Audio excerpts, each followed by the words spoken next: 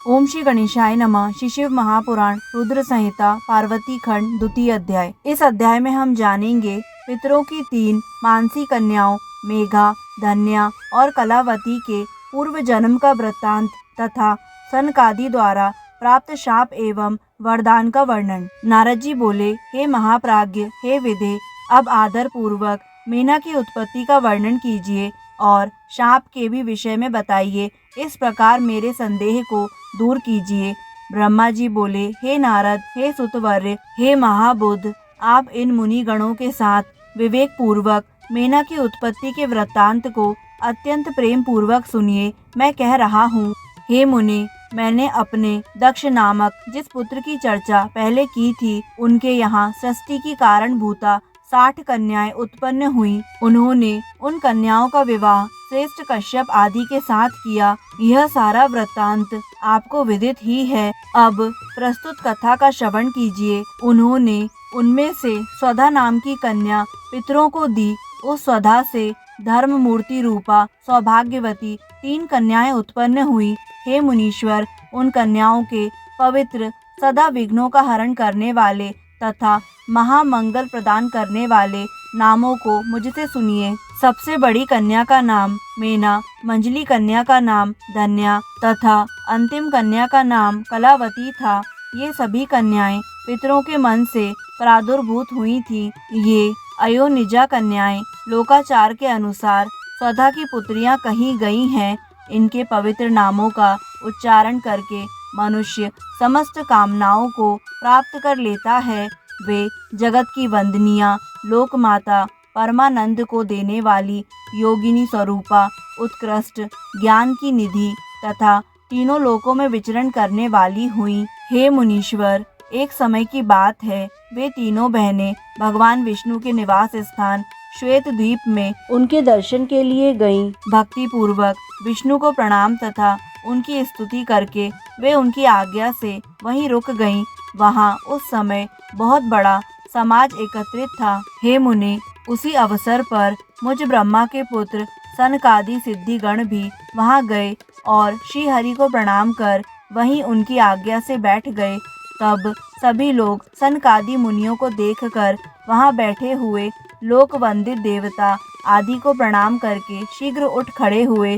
किंतु हे मुनि, वे तीनों बहनें परात्पर शंकर की माया से मोहित होने के कारण प्रारब्ध से विवश हो नहीं उठी। शिव जी की माया अत्यंत प्रबल है, जो सब लोगों को मोहित करने वाली है।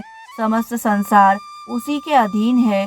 वह शिव की इच्छा कही जाती है। उसी को प्रारब्ध भी कहा जाता है। उसके अनेक नाम हैं। वह शिव की इच्छा से ही प्रवृत्त होती है, इसमें संदेह नहीं है। उसी शिव माया के अधीन होकर उन कन्याओं ने सनक आदि को प्रणाम नहीं किया। वे केवल उन्हें देखकर विस्मित हो बैठी रह गईं। ज्ञानी होते हुए भी सनकादि मुनीश्वरों ने उनके उस प्रकार के व्यवहार को देखकर अत्यधिक असह क्रोध किया। तब शिव जी की इच्छा से मोहित हुए योगीश्वर सनत कुमार क्रोधित होकर दंडित करने वाला शाप देते हुए उनसे कहने लगे। सनत कुमार बोले, तुम तीनों बहनें पितरों की कन्या हो, तथापि मूर्ख, सद्ज्ञान से रहित और वेदत्व के ज्ञान से शून्य हो। अभिमान से भरी हुई तुम लोगों ने ना तो हमारा अभ्युत्थान किया और ना ही अभिवादन किया। तुम लोग नर भाव से मोहित हो गई हो, अतः इस स्वर्ग से दूर चली जाओ और अज्ञान से मोहित होने के कारण तुम तीनों ही मनुष्यों की स्त्रियां बनो। इस प्रकार तुम लोग अपने कर्म के प्रभाव से इस प्रकार का फल प्राप्त करो। ब्रह्मा जी बोले, यह सुनकर वे साध्वी कन्याएं आश्चर्यचकित हो गईं और उनके चरणों में गिरकर विनम्रता से सिर झुकाकर कहने लगी। पितृ कन्याएं बोली, हे मुनिवर्य, हे दया सागर, अब हम लोगों पर प्रसन्न हो जाइए। हम लोगों ने मूढ़ होने के कारण आपको श्रद्धा से प्रणाम नहीं किया। हे विप्र, अतः हम लोगों ने उसका फल पाया। हे महामुने, इसमें आपका दोष नहीं है।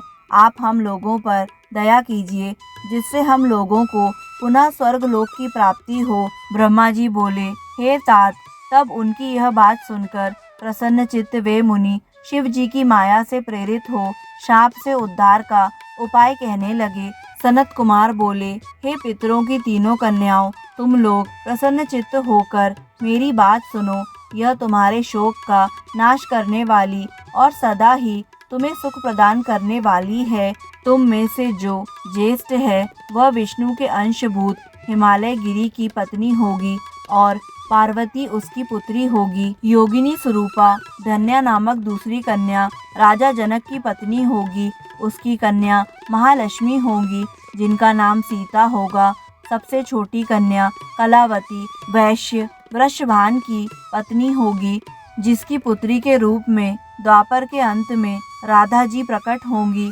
योगिनी मेनका पार्वती के वरदान से अपने पति के साथ उसी शरीर से परम पद कैलाश को जाएंगी तथा यह धन्या जनक वंश में उत्पन्न जीवन मुक्त तथा महायोगी शीरध्वज को पति रूप में प्राप्त कर सीता को जन्म देंगी तथा वैकुंठ धाम को जाएंगी। वृषभान के साथ विवाह होने के कारण जीवन मुक्त कलावती भी अपनी कन्या के साथ गोलोक जाएंगी, इसमें संशय नहीं है। इस संसार में बिना विपत्ति के किसको कहाँ महत्व प्राप्त होगा। उत्तम कर्म करने वाले के दुख दूर हो जाने पर उन्हें दुर्लभ सुख प्राप्त होता है। तुम लोग पितरों की कन्याएं हो और स्वर्ग में विलास करने वाली हो। अब विष्णु का दर्शन हो जाने से तुम लोगों के कर्म का क्षय हो गया है। यह कहकर क्रोध रहित हुए मुनीश्वर ने ज्ञान भोग तथा मोक्ष प्रदान करने वाले शिव जी का स्मरण करके पुनः कहा, हे पितृ कन्याओं, तुम लोग प्रीति पूर्वक मेरी दूसरी बात भी सुनो जो अत्यंत सुखदायक है। शिव जी में भक्ति रखने वाली तुम लोग सदा धन्य मान्य और बार बार पूजनीय हो। मेना की कन्या जगदम्बिका पार्वती देवी परम कठोर तप कर शिव जी की पत्नी होंगी। धन्या की पुत्री कही गई सीता भगवान राम की पत्नी होंगी जो लौकिक आचार का आश्रय लेकर उनके साथ विहार करेंगी। और साक्षात गोलोकवासिनी कलावती पुत्री राधा अपने गुप्त स्नेह से बंधी हुई श्री कृष्ण की पत्नी होंगी। ब्रह्मा जी बोले, इस प्रकार कहकर सबके द्वारा स्तुत वे भगवान सनत कुमार मुनि अपने भाइयों सहित वहीं अंतर्हित हो गए। हे तात, पितरों की मानसी कन्याएं वे तीनों बहनें पाप रहित हो सुख पाकर तुरंत अपने धाम को चली गईं।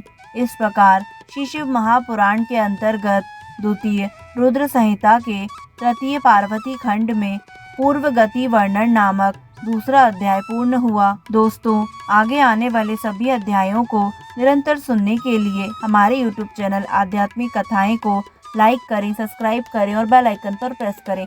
धन्यवाद।